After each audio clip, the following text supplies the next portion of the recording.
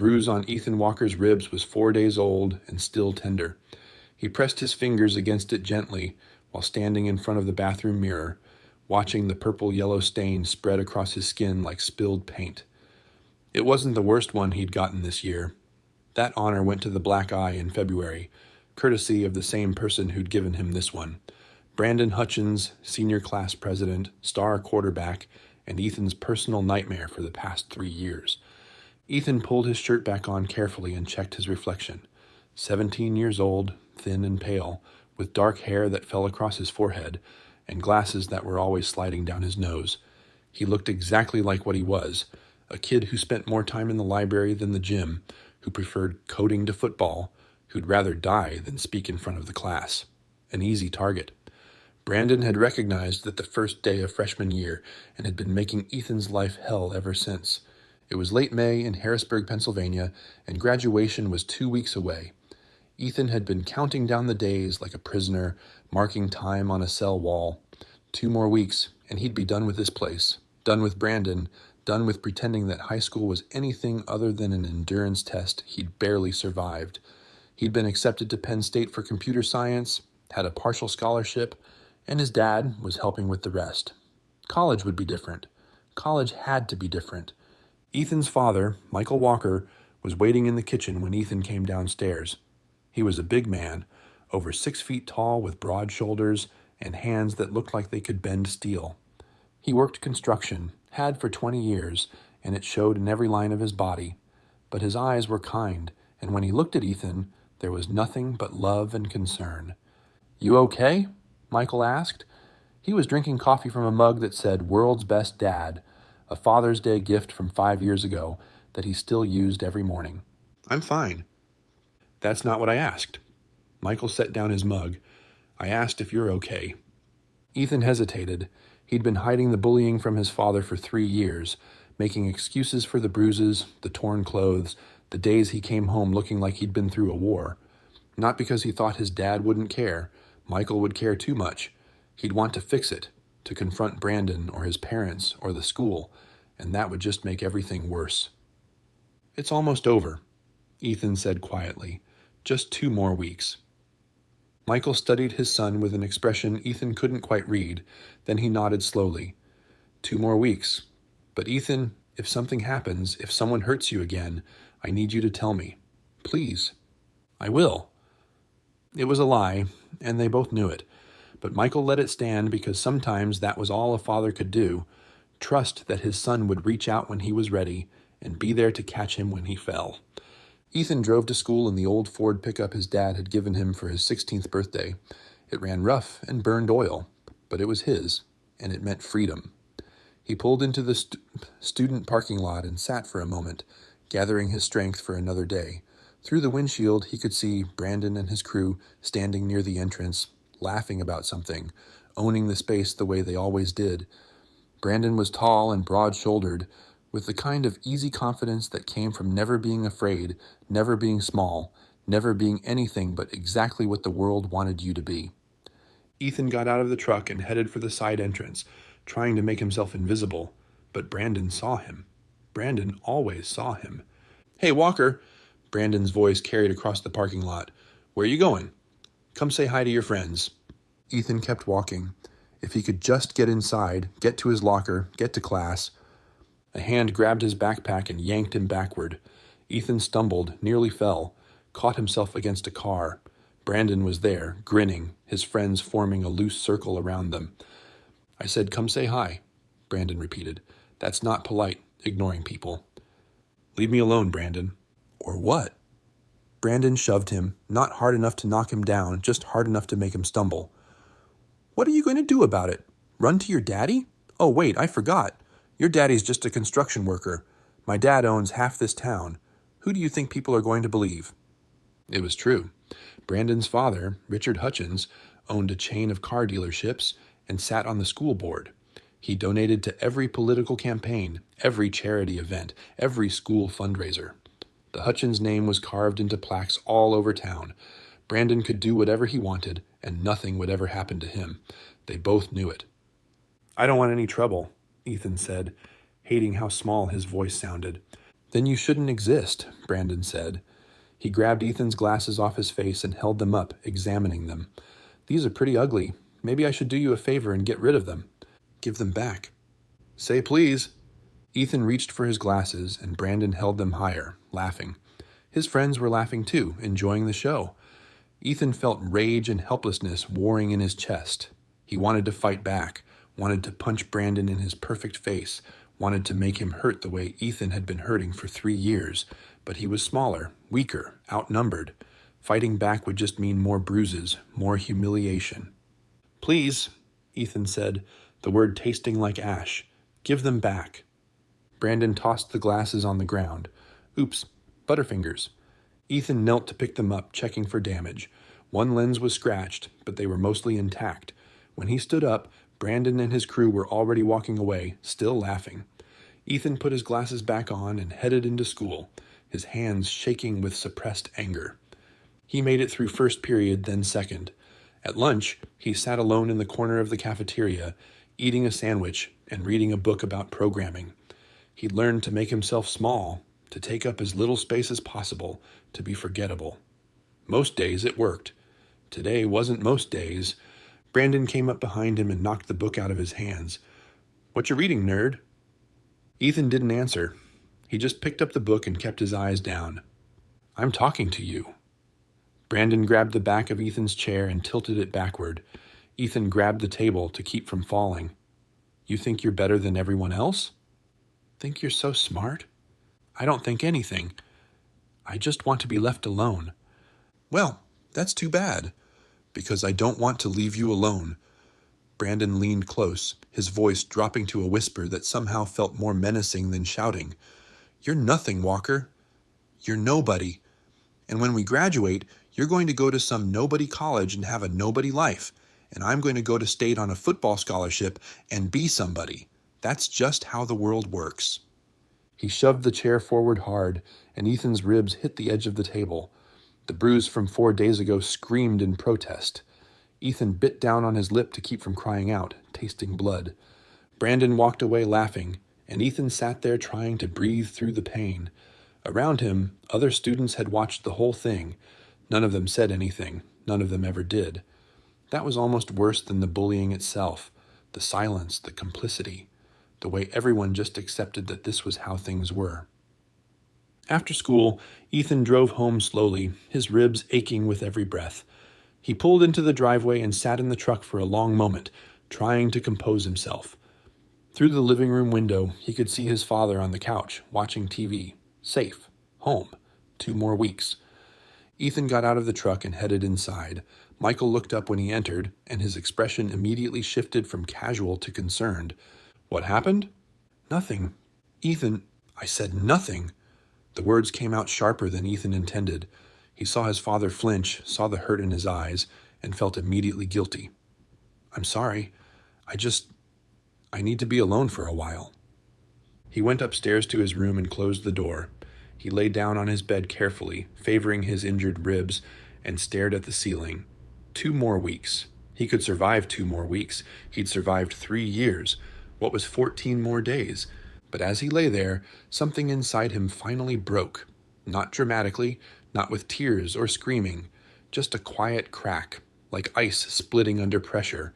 He was tired. So tired of being afraid, of being hurt, of pretending everything was fine when it wasn't. So tired of protecting everyone else from the truth, his father from worry, his teachers from obligation, himself from the admission that he couldn't handle this alone. Ethan pulled out his phone and opened the Photos app. He scrolled back through months of pictures, past the normal stuff, homework, memes, screenshots, to the evidence he'd been quietly collecting. Photos of bruises, photos of torn clothes, photos of hateful notes left in his locker.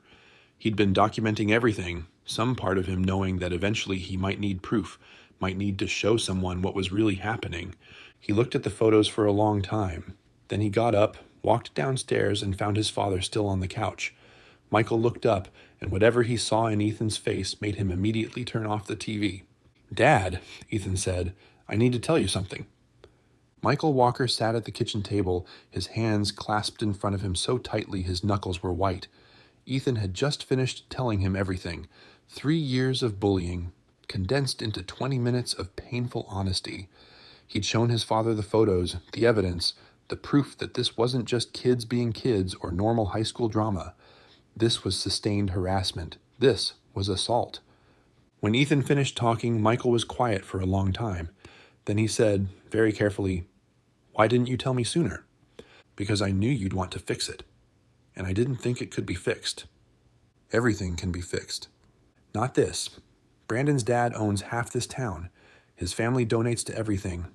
The school won't do anything. They never have. I've reported some of it, and nothing changes. They just tell Brandon to knock it off, and then he comes after me harder for being a snitch. Michael's jaw was working, and Ethan could see the rage building behind his father's eyes. Not rage at him, but rage at the situation, at the injustice, at the fact that his son had been suffering, and he hadn't known. "I'm going to go to the school tomorrow. I'm going to talk to the principal, to Brandon's parents, to whoever I need to talk to." "Dad, that won't work. It'll just make everything worse." "Then what do you want me to do? Let this kid keep hurting you for 2 more weeks?" "I want—" Ethan stopped, unsure. What did he want? Justice? Protection? Revenge? He didn't know anymore. "I just want it to stop. I just want to graduate and leave and never see Brandon Hutchins again." Michael stood up and pulled Ethan into a hug, careful of his injured ribs. "I'm sorry," he said, his voice rough. "I'm sorry I didn't see this. I'm sorry you've been dealing with this alone, but you're not alone anymore, okay? We're going to figure this out together." Ethan nodded against his father's chest, feeling something like relief mixed with fear. He'd told the truth. Now there would be consequences, for better or worse. That night, after Ethan had gone to bed, Michael sat in his garage and looked at his motorcycle. It was a Harley-Davidson Softail, 15 years old, but maintained like it was brand new. He'd been riding since his 20s, had been part of a motorcycle club for a decade. The Iron Brotherhood, they called themselves. Not outlaws, not criminals, just working-class guys who loved to ride and looked out for each other. Brothers, in the truest sense. Michael pulled out his phone and scrolled through his contacts until he found the name he wanted. Frank Diesel Morrison, president of the Iron Brotherhood. He hit call, and Frank answered on the second ring. "Mike, what's going on?" "I need to talk to the club. Something's happened with Ethan. Can we meet tomorrow?" "Course. Clubhouse at 7. "I'll be there." "Thanks, Frank." That's what brothers are for. The next evening, Michael drove to the Iron Brotherhood Clubhouse, a converted warehouse on the edge of town. Inside, 20 men were gathered around a large table, all of them wearing leather vests with the club's patch, a skull and crossed wrenches. These were Michael's brothers, men he'd ridden with for years, men he trusted with his life. Frank Morrison sat at the head of the table. He was in his 50s, bald and bearded, with arms like tree trunks and a presence that commanded respect. "Mike's got the floor," he announced. "Everyone listen up." Michael stood and told them what Ethan had told him. He showed them the photos, explained the situation, made it clear that this wasn't just teenage drama, but systematic abuse. When he finished, the room was silent.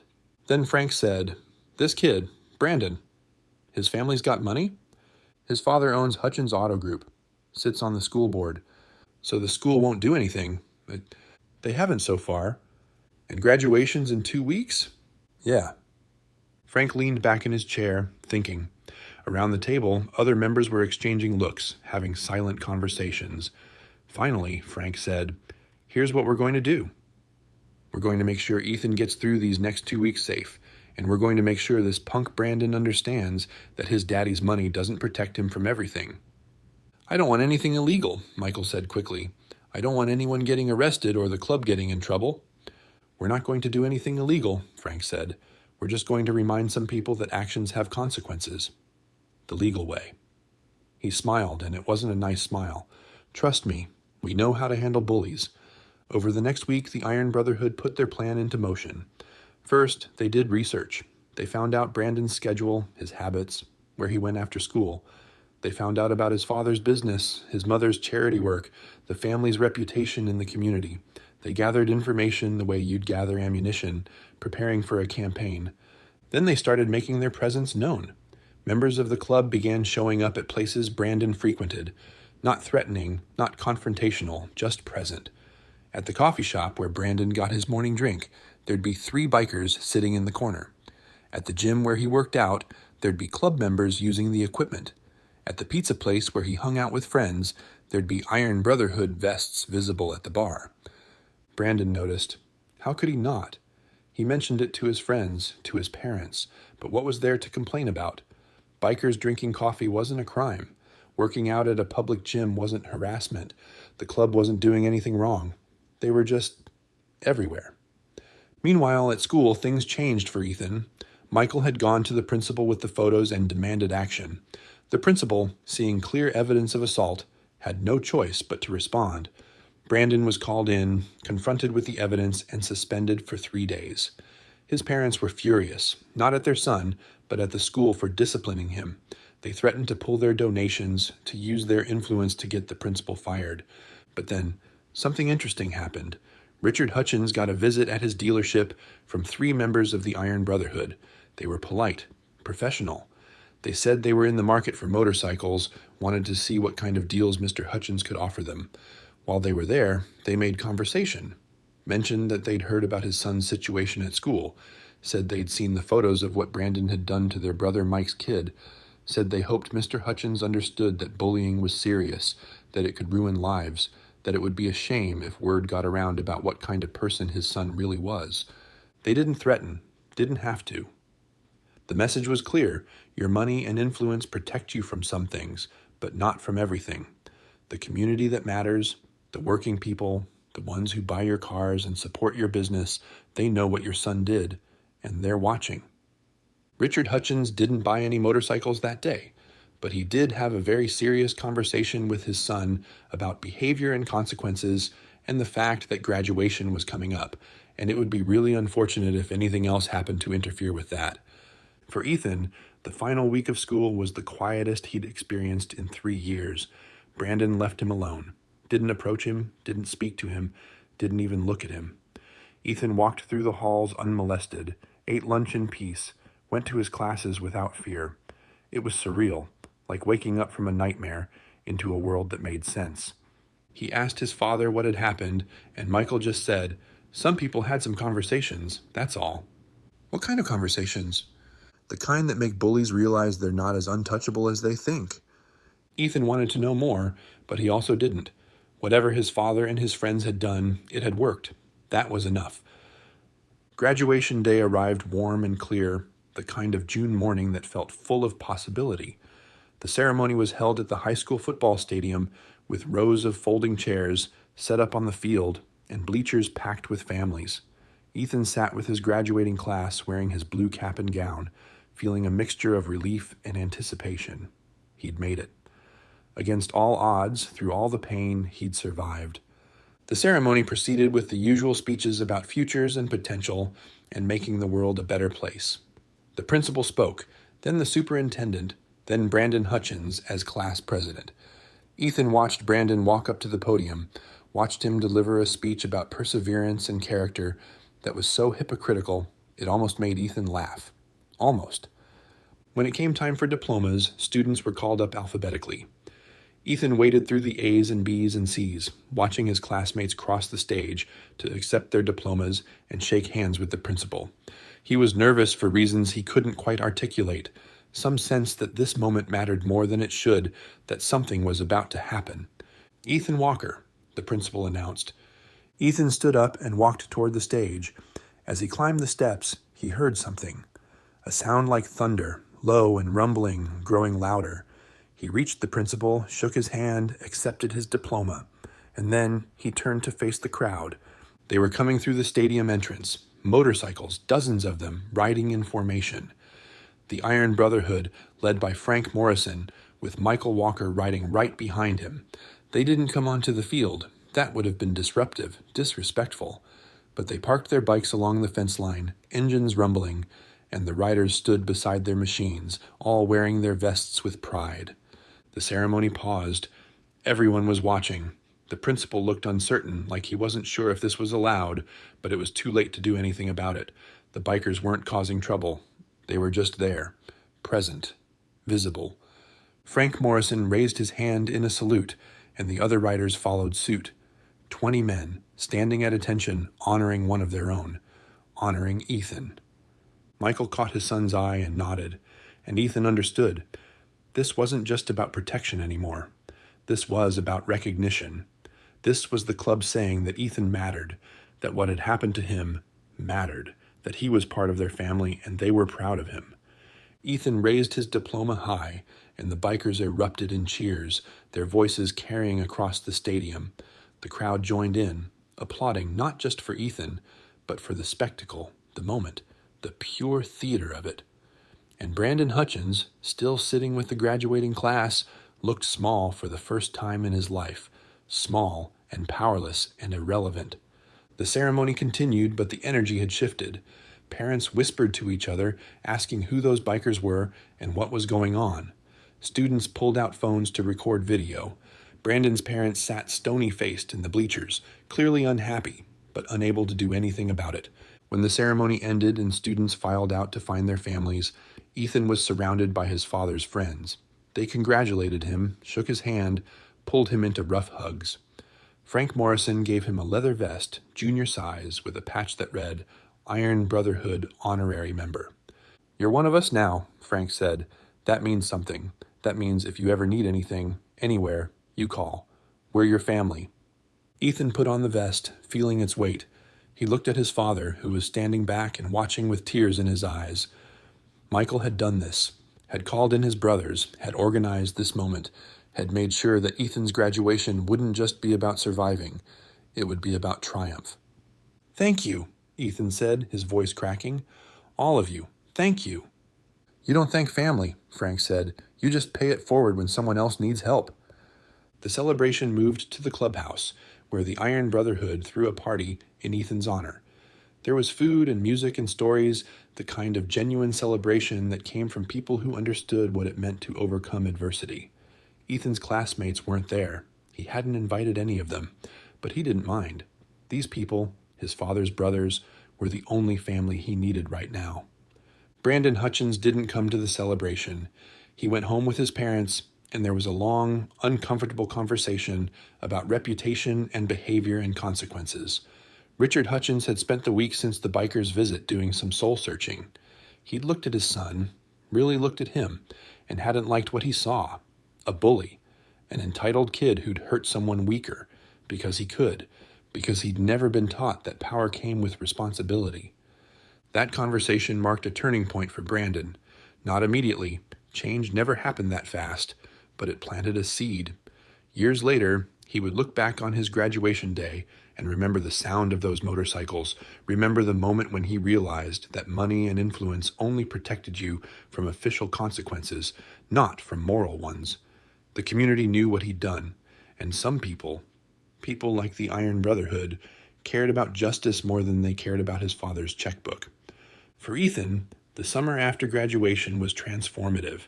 He spent time at the clubhouse, learning about motorcycles and maintenance. He rode on the back of his father's bike, feeling the wind and the freedom and understanding why Michael loved this so much. He started working out, not to become a fighter, but to become stronger, more confident in his body. And slowly, the fear that had defined his high school years began to fade. When August came and it was time to leave for Penn State, Ethan was ready. His father drove him to campus in the pickup truck, the bike loaded in the back for weekend rides. They unloaded Ethan's belongings into his dorm room, and then Michael pulled his son aside.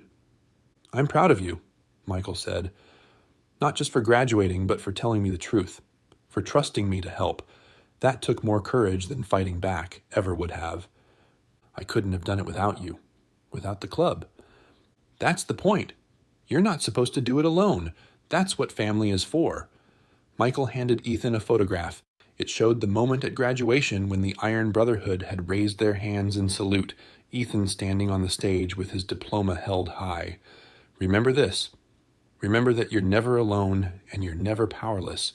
You've got people who care about you, who'll stand up for you, who'll ride through hell for you if that's what it takes."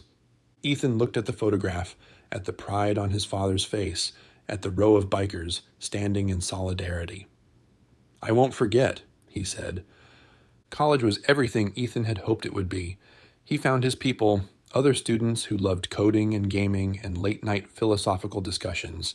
He joined clubs, made friends, started dating a girl from his computer science program. He thrived in ways he never had in high school, finally free to be himself without fear.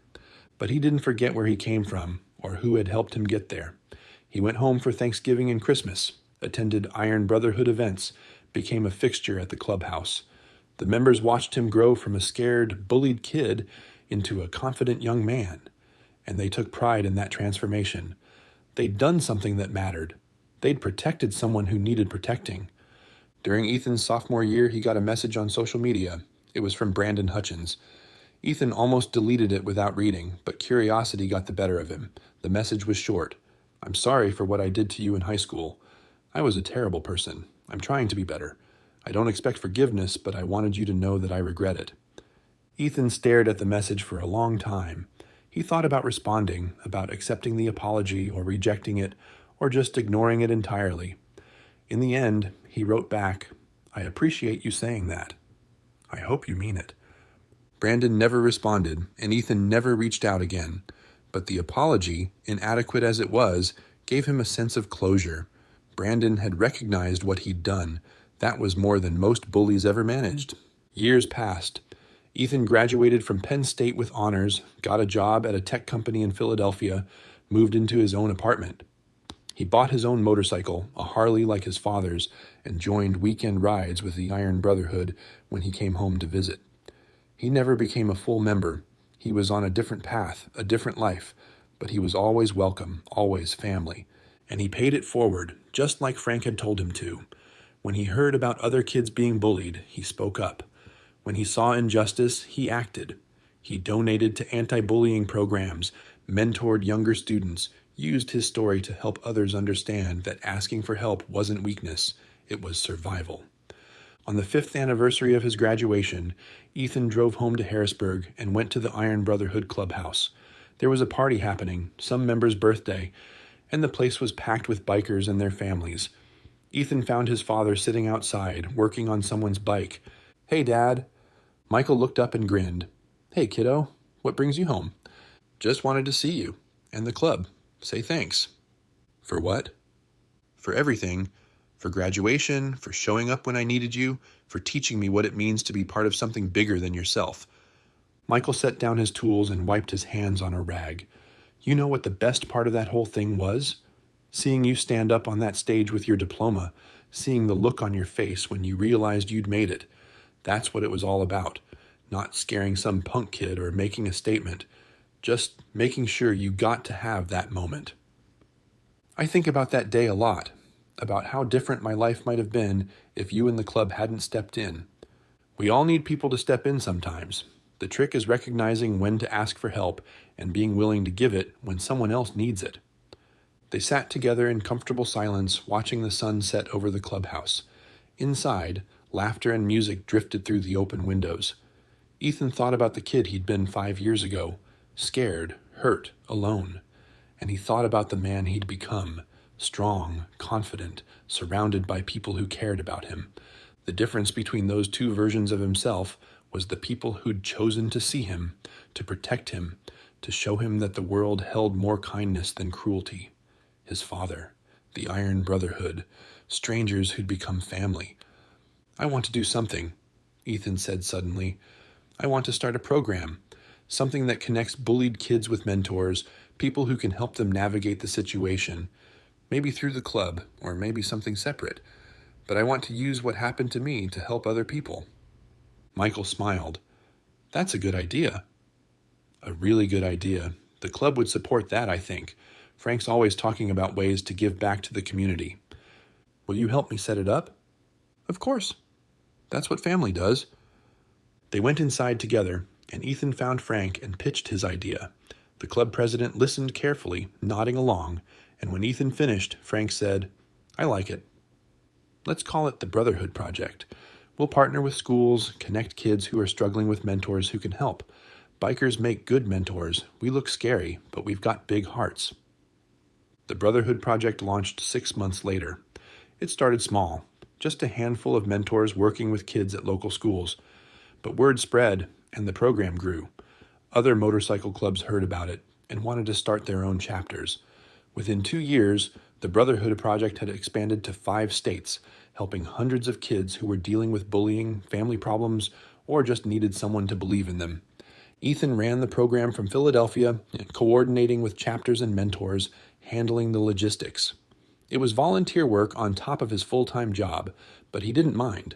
This was his purpose, his way of paying forward what had been given to him. And every June, on graduation day, Ethan made sure to be at Harrisburg High School. He'd stand outside the stadium with members of the Iron Brotherhood, their motorcycles parked along the fence line, and they'd watch the ceremony. They'd cheer for kids they didn't know, kids who maybe needed to see that someone cared, that they mattered, that they weren't alone. It became a tradition. The bikers at graduation. Some years, the principal asked them to leave. Most years he didn't. Either way, they stayed, because showing up mattered. Being present mattered. Letting kids know that the world held people who would stand up for them, that mattered most of all. 10 years after his own graduation, Ethan stood outside that same stadium, watching another class receive their diplomas. His father stood beside him, grayer now, but still strong, still riding. Frank was there too, along with 30 other members of the Iron Brotherhood.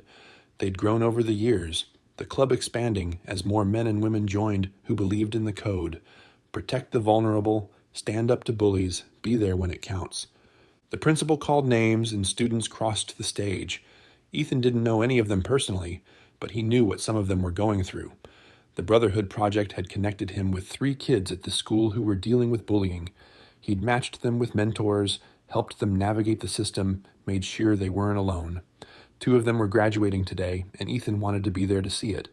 When the ceremony ended and students filed out to find their families, one of them spotted Ethan, a girl named Maya, small and fierce, who'd been dealing with cyberbullying for months. She ran over, still wearing her cap and gown, and threw her arms around him. "You came," she said. "Of course I came. This is your day, your triumph. I couldn't have made it without you. Without the project, I was ready to drop out, and then you connected me with Diane, and she helped me get through it." Diane was one of the Iron Brotherhood's members, a social worker by day and a biker by weekend. She'd worked with Maya for 6 months, helping her build resilience and cope with the harassment. "Diane's the hero," Ethan said. "I just made an introduction. You did more than that. You showed me that people care, that I wasn't alone." Maya looked at the row of motorcycles, at the bikers, standing proud in their vests. "This is because of you, isn't it?" "The bikes at graduation?" "It's because of my dad and his friends. They showed up for me once, and now we show up for other people. That's how it works." Maya nodded, understanding. "Thank you," she said, "for everything." "You're welcome. Now go find your family and celebrate. You earned this." Ethan watched Maya run off to join her parents, watched her point to the motorcycles and explain their significance. He felt his father's hand on his shoulder. "You did good, son." "Real good." "We did good," Ethan corrected, "all of us together." They stood there for a while longer, watching families celebrate, watching kids who'd survived high school move forward into their futures. Some of them had been helped by the Brotherhood Project. Some of them had fought their own battles alone, but all of them were here, graduating, proving that they were stronger than whatever had tried to break them. As the crowd began to thin, Frank walked over. "Another graduation, another year. You know, when we started this tradition, I thought maybe we'd do it for a couple years and then stop. But it means something, doesn't it? Being here, watching these kids succeed." "It means everything," Ethan said, "to them and to us.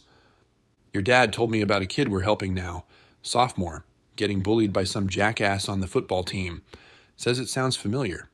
Too familiar, but we're going to make sure it ends differently for him than it almost did for me." "Damn right we are." Frank looked at the stadium, at the empty stage where so many kids had crossed to claim their diplomas. "You know what I think? I think Brandon Hutchins did us a favor." Ethan raised an eyebrow. "How do you figure?" "He pushed you to the breaking point, and instead of breaking, you became something stronger. And in becoming stronger, you created something that helps other people. He probably doesn't even know it, but his cruelty led to all this goodness. That's justice in a weird way. Ethan considered that. I'd rather none of it had happened. I'd rather I'd just had a normal high school experience. Sure, but you didn't. And instead of letting that destroy you, you turned it into purpose. That's the real victory. Not graduation, not even the moment when we showed up to support you. The victory is what you did with it afterward. They rode home together, a convoy of motorcycles moving through the Pennsylvania evening.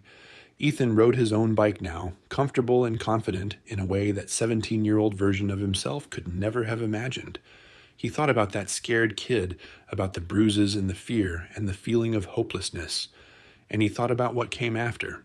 The moment he'd told his father the truth, the moment the Iron Brotherhood had shown up at graduation, the moment he'd realized he had the power to help other people avoid the same pain. That night, at the clubhouse, there was a party. There was always a party after graduation, a celebration of another year's crop of survivors. Ethan sat with his father and Frank and the other members, drinking beer and telling stories. Someone asked him about the Brotherhood Project, about how many kids they'd helped this year. 43, Ethan said. 43 kids who were dealing with bullying or harassment or just needed someone to talk to. We matched them with mentors, helped them navigate their situations, made sure they knew they weren't alone. 43 lives changed, Frank said.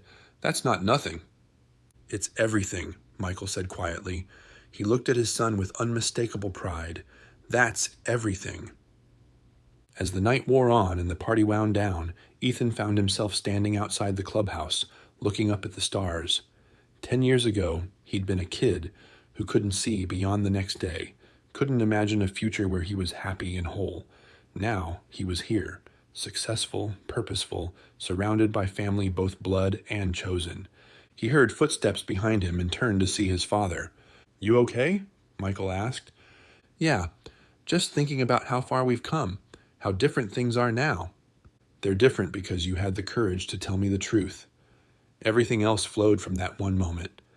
I was so scared that day, scared of what would happen if I told you, scared of what would happen if I didn't. Fear is just your brain trying to keep you safe.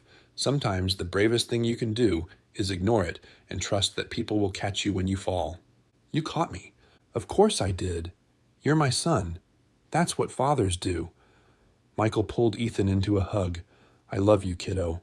I'm proud of the man you've become. I love you too, Dad. And I'm grateful for everything, for you, for the club, for showing me that asking for help isn't weakness.